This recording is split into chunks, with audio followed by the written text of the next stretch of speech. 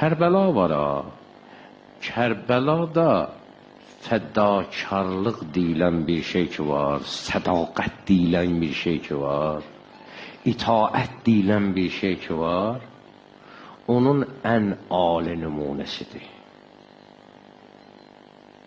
Ki, onsuz da can verən adamlar çox olub Allah yolunda.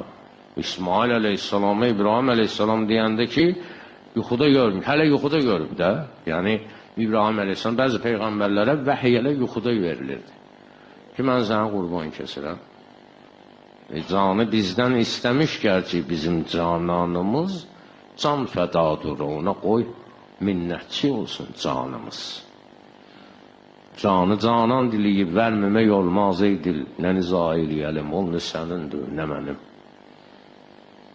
Canı kim cananı üçün sevsə cananını sevər, kim ki cananını sevər, canı üçün öz canını sevər.